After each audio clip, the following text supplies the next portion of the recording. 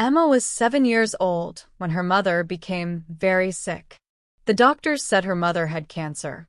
Emma did not understand what cancer was, but she knew it made her mother very tired and weak. "Emma, my sweet girl," her mother said one evening. They were sitting together on Emma's bed. Her mother's hand felt cold, but her smile was still warm. "I need to tell you something important." Emma looked at her mother with big, worried eyes. "Are you going away, Mama?" Her mother's eyes filled with tears. "Yes, my darling. But I want you to remember something forever. My love for you will never die. Even when I am not here with you, my love will always be in your heart." Emma started to cry. "I don't want you to go." "I know, baby. I don't want to go either. But sometimes God needs good people to help him in heaven." Her mother hugged Emma tight. "Promise me something. Promise me you will always be kind to others. Promise me you will help people who need help.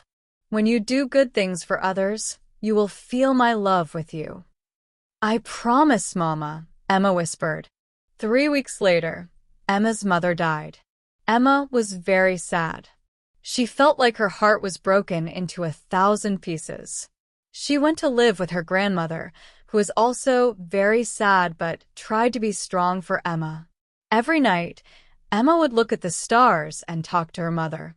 "Mama, I miss you so much. I am trying to be good like you asked me to be." Emma grew up to be a kind teenager. She always remembered her mother's words.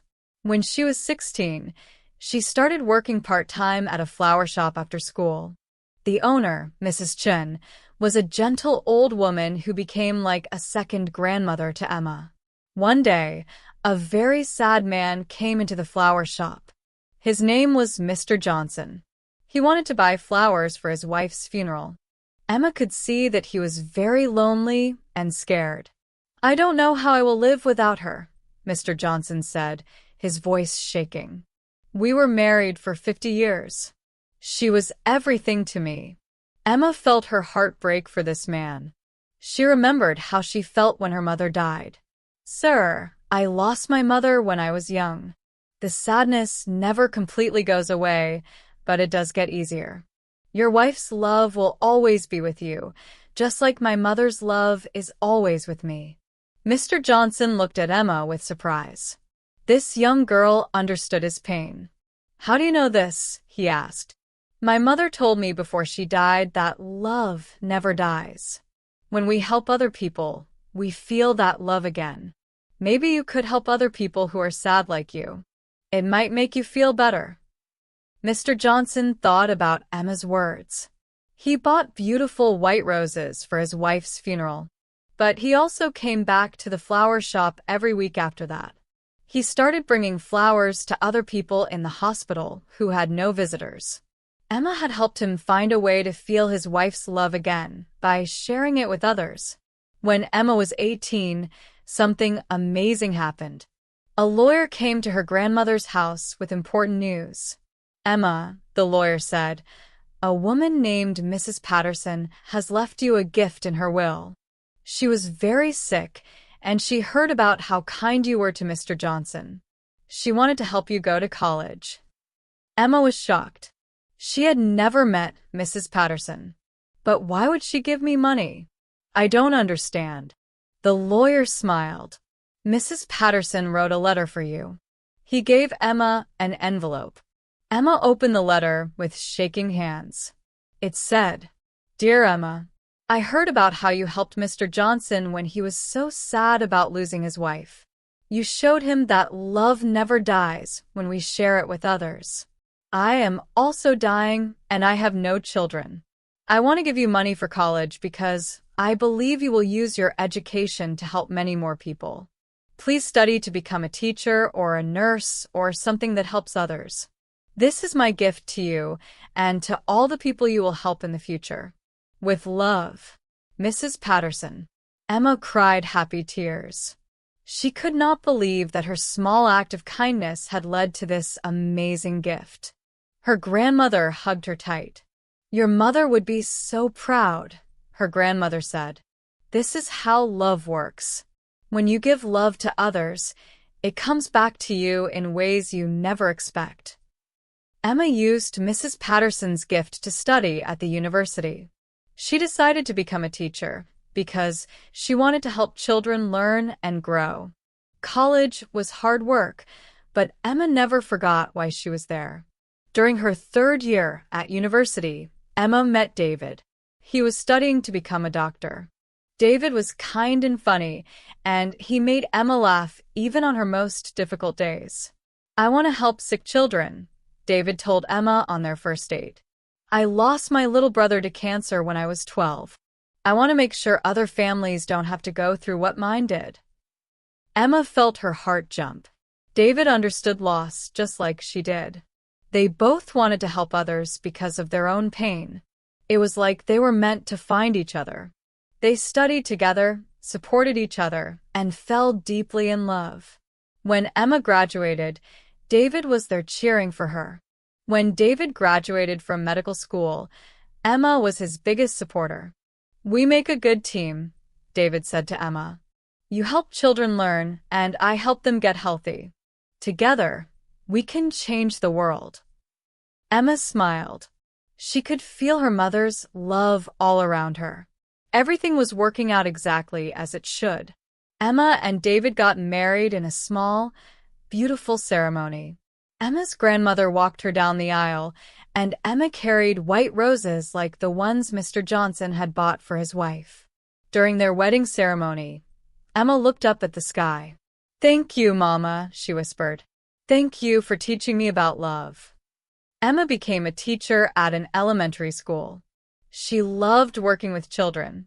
She always tried to be extra kind to students who seemed sad or lonely. She remembered how much she had needed kindness when she was a child. David became a pediatric doctor at the children's hospital. Every day, he worked to help sick children get better. Both Emma and David were living their dreams of helping others. After 2 years of marriage, Emma and David had wonderful news. Emma was going to have a baby. They were so excited and happy. "This baby will be so loved," Emma said, touching her growing belly. "We will teach our child to be kind and to help others, just like my mother taught me." David smiled and kissed Emma's forehead. "Our baby is already lucky to have you as a mother." When Emma's baby was born, it was the happiest day of her life. They had a beautiful baby girl. Emma and David named her Hope. "Hope," Emma whispered to her tiny daughter. "You are named Hope because you represent all the hope and love in the world. Your grandmother in heaven is watching over you, and she loves you so much." Emma was a wonderful mother. She sang to Hope every night and told her stories about kindness and love. David was a loving father who worked hard to provide for his family. When Hope was 2 years old, Emma and David had another surprise. They were going to have another baby. This time they had a little boy. They named him Matthew. Emma's family was complete. She had everything she had ever dreamed of: a loving husband, 2 beautiful children, and work that made her happy. But Emma never forgot her mother's words about helping others. Even as a busy mother, Emma continued to help people in her community. She organized food drives for hungry families. She visited elderly people who were lonely. She always taught Hope and Matthew to share their toys and be kind to other children. "Remember," Emma would tell her children, "when we help others, we feel love in our hearts. Love grows bigger when we share it." When Hope was 5 and Matthew was 3, something terrible happened that changed Emma's life forever. David was driving home from the hospital after a long day of work. It was raining, and the roads were slippery.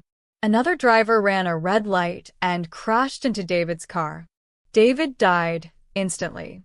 Emma's world fell apart. She could not believe that David was gone.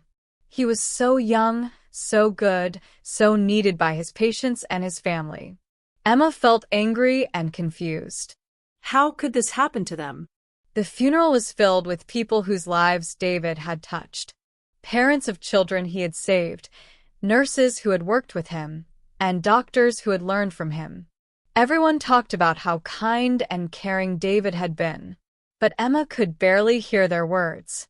She felt numb and empty. How would she raise Hope and Matthew alone? How would she pay for the house? How would she go on without David? Hope and Matthew were too young to understand what death meant. They kept asking when Daddy was coming home. Emma's heart broke every time she had to explain that Daddy was in heaven now, just like Emma's mother had been. That night, after the children were finally asleep, Emma sat alone in her kitchen and cried. She felt more alone than she had ever felt in her life. Even more alone than when her mother had died, because now she had 2 little children depending on her. Before we start, we'd love for you to watch the story carefully and, at the end, rate it from 1 to 10 in the comments. Your opinion helps us understand what kind of stories you enjoy and guides us to create even better content for you.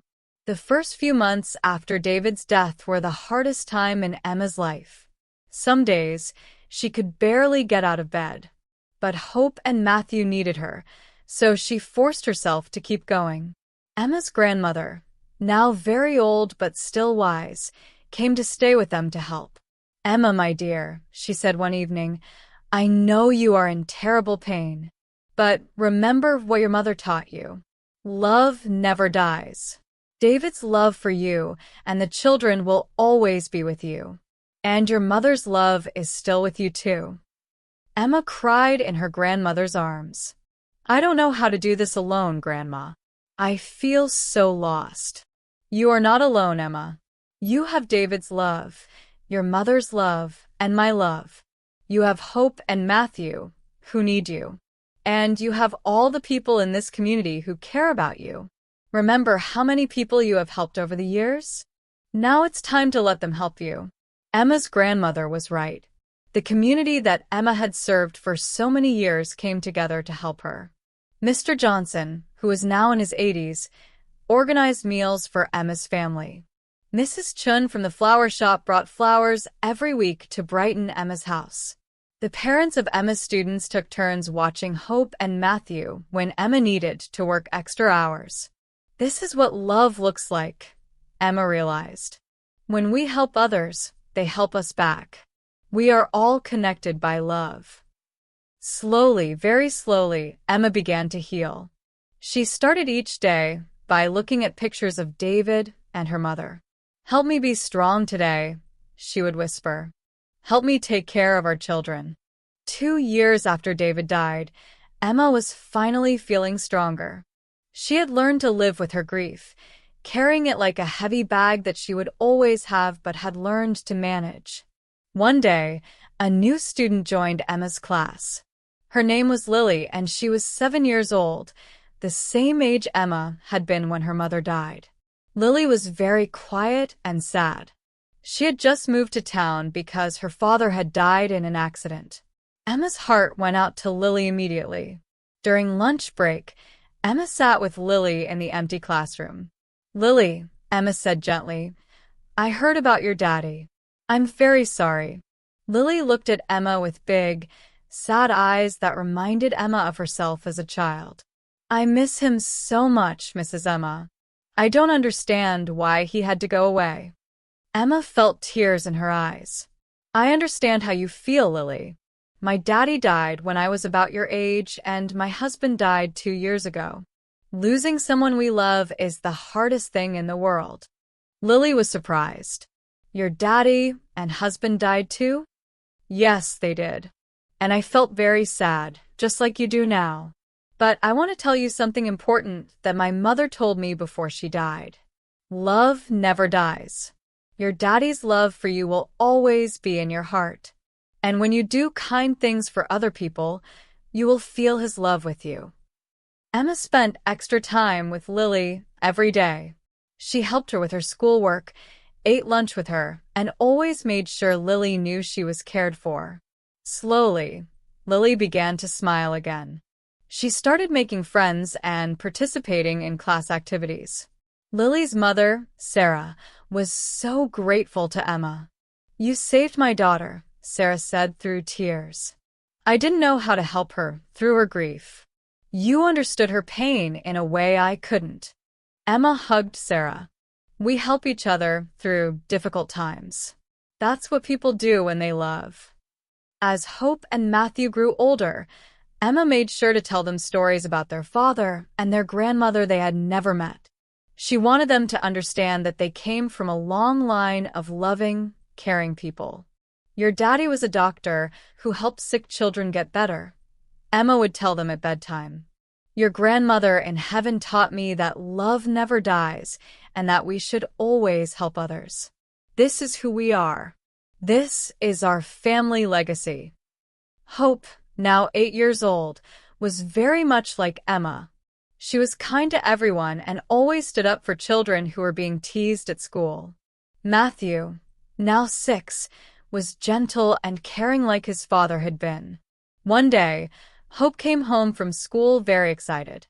"Mom, there's a new boy in my class named Alex. His mom just died, and he's very sad.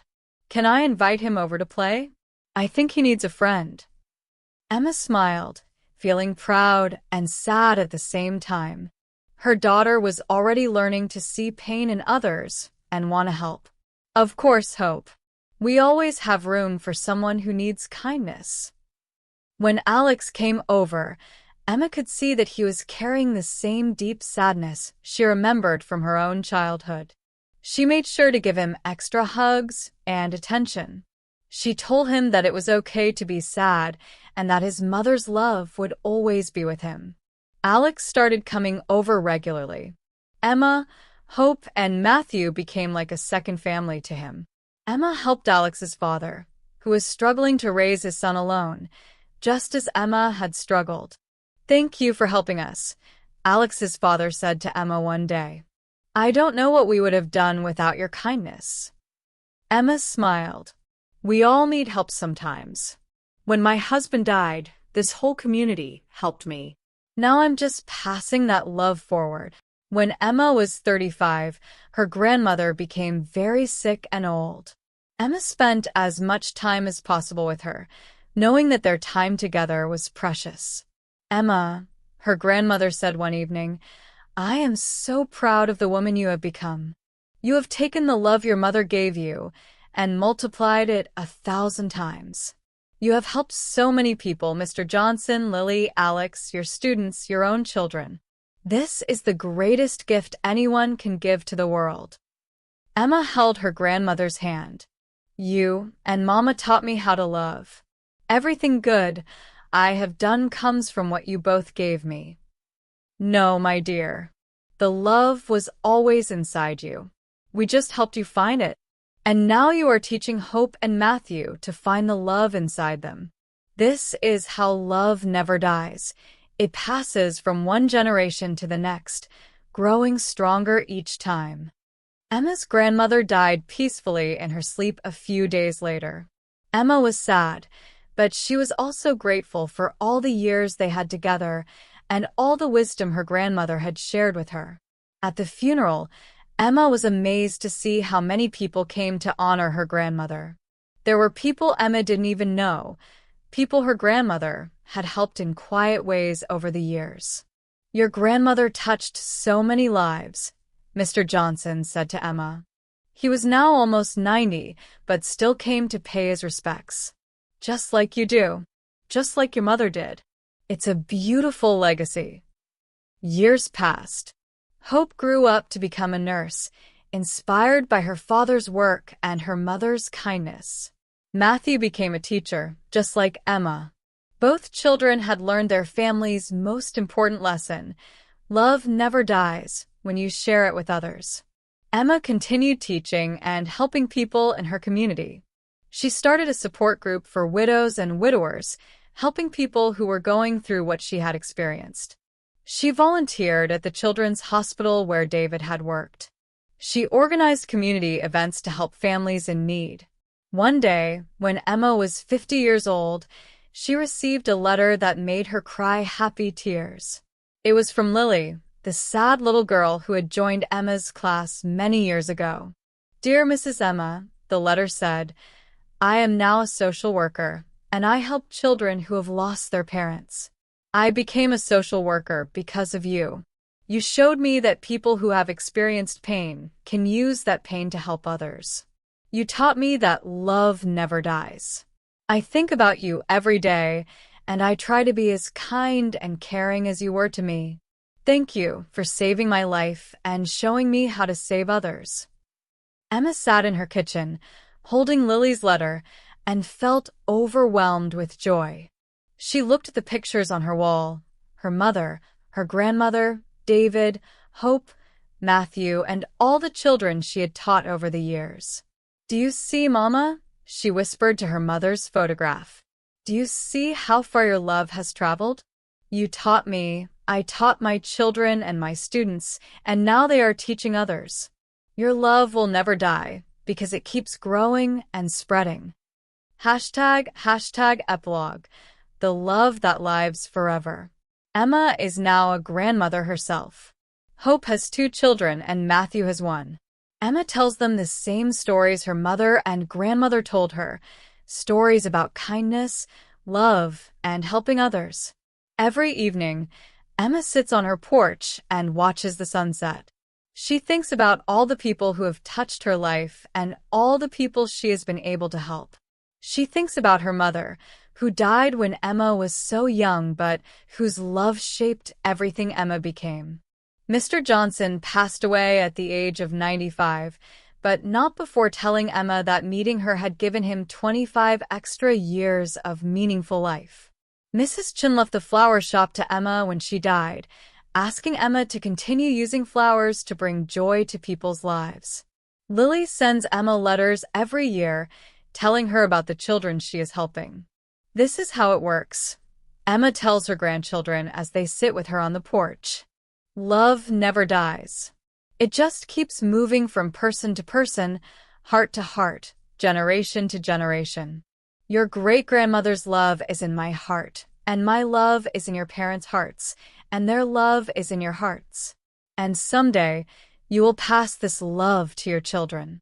As the stars come out, Emma closes her eyes and feels the presence of everyone she has ever loved: her mother, her grandmother, David, and all the people whose lives have touched hers.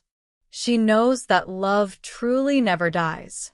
It just grows bigger and bigger, creating an endless circle of kindness that will continue long after she is gone. And in that moment, Emma understands the most beautiful truth of all: a mother's love never dies because it lives forever in every act of kindness, every moment of compassion, and every heart that chooses to love others, even through pain. The love continues. The story never ends. Now that you've seen the whole story, we would really appreciate it if you rate it from 1 to 10 in the comments. Your thoughts help us improve and make sure we bring you the kind of stories you truly enjoy.